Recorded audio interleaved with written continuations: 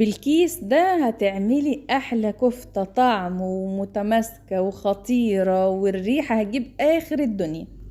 بسم الله والصلاة والسلام على اشرف خلق الله. ازيكم عاملين ايه؟ يا رب تكونوا كويسين وبخير وصحة وسلامة وسعادة وراحة بال وجبر خاطر وتحقيق امنيات. الكفتة من الحاجات الحلوة اللي كلنا بنحبها، سواء في عزومات، سواء في اليوم العادي، اكلة خفيفة، اكلة سريعة، اكلة حلوة، تحابيش، بصوا حاجات كتيرة قوي كلنا بنتفق عليها. تمام.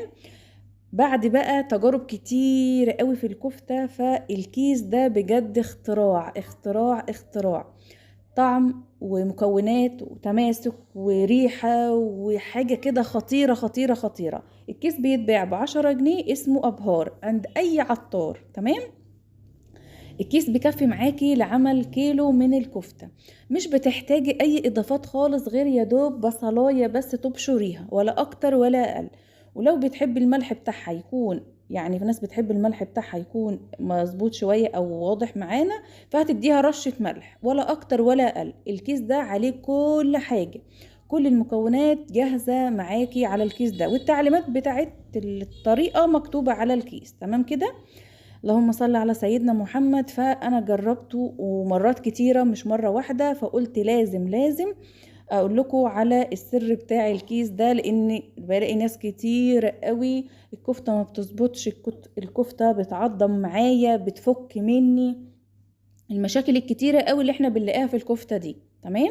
اللحمة كانت معايا يعني كان مش مجمدة، يعني بنسبة 25% كده كانت مجمدة.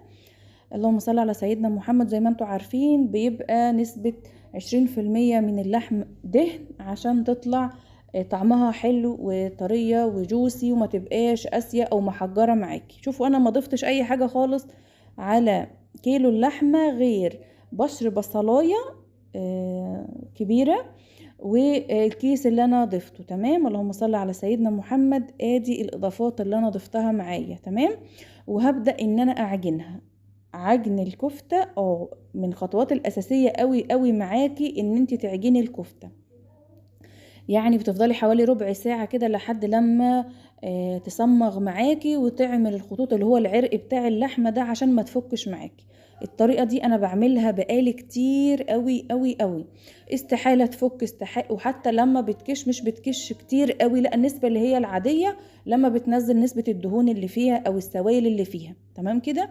مش احنا بنتفاجئ ان احنا عاملين حجم الصابع مثلا شكل كده او كبير ما شاء الله، وبعد كده نلاقيه بقى ربع الحجم وكش وحجمه صغر وتلاقيها معضمه وناشفه، وتيجي تاكليها ما تش قادره تمضغيها، يا اما تلاقيها سايحه وفكه منك في الصينيه.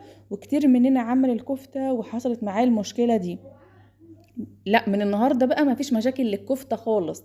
الكفته حلوه وسهله وسريعه، ومن الحاجات المميزه قوي معاكي. بصوا انا بوريكم، صمغت معايا اهي وعملت معايا عرق زي ما انتوا شايفين. الخيوط دي يبقى كده تمام، استحاله تفك معاكي.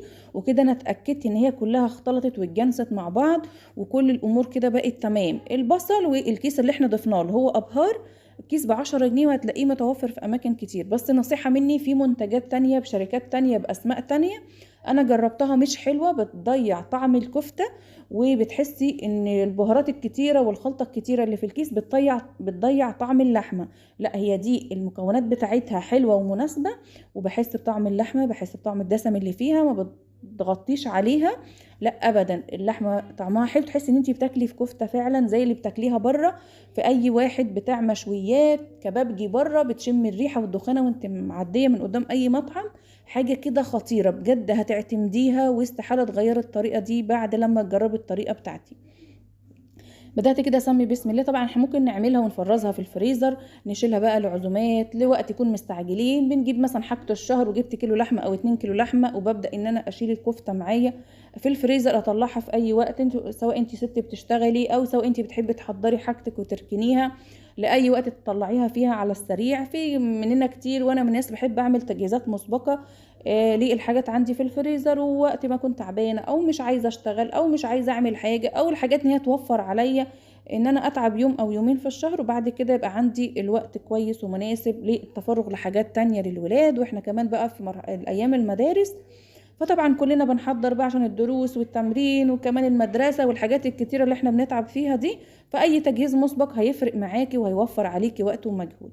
طبعا انت بتصبعيها لو عندك المسن بتاع السكاكين، لو عندك قطعه كده البلاستيك اللي انا بصبع عليها دي، عشان تكون مفرغه من جوه وكمان تكون مستويه كويس ما تبقاش مكتومه. اللهم صل على سيدنا محمد. ممكن توزني قطعه اللحمه اللي انت هتصبعيها وتعمليها، بصوا مفرغه من جوه بسم الله ما شاء الله. اللهم صل على سيدنا محمد. وكمان بعد كده حتى لو انتي طلعتيها وحطيتيها في السيخ برضو تكون تمام معاكي. تمام. ده طبق اللي هو الطبق الفل العادي اللي احنا بنفرز فيه اي حاجه. فببدا ان انا مثلا ارصها كده، وعملت الكميه هشيلها في الفريزر، وممكن ان انا اسويها واسويها معاكم برضو دلوقتي. تمام. اللهم صل على سيدنا محمد. تعمليها حجم الصباع اللي انتي عايزاه بالطريقه اللي انتي عايزاها. وعايزه اقولك ان نفس الطريقه كده ممكن تعمليها مع كفتة الفراخ. وكمان كفتة الفراخ عشان تنجح معاكي لازم تضيفي عليها شوية من الدهن، وهنعملها معاكم برضو في فيديو تاني، وهتبقى خطيرة وطعمها يجنن. بس اهم حاجة شوية الاضافات اللي هقولك عليها. تمام كده. اللهم صل على سيدنا محمد. ظبطنا كده الدنيا، وحجم الصباع ما شاء الله، ومفرغه من جوه، وخلطناها وعجناها كويس، وما ضفناش حاجه غير مجرد الكيس اللي انا وريته لكم ده. تمام كده. هدخلها معايا كده الفرن. اللهم صل على سيدنا محمد. انا عايزه اوريكم ان كلها مفرغه من جوه بسم الله ما شاء الله. اللهم صل على سيدنا محمد. وكمان ممكن انت تتلجيها، ممكن ان انت تحطيها اللهم صل على سيدنا محمد في الفريزر على قد الاستخدام تطلعيها. وكمان الكفته من الحاجات اللي انت لو تبلتيها وسبتيها في الفريزر وبعد كده طلعتيها الطعم بتاعها بيكون خطير. احطها على الشبكه مش على العرصه. تمام كده.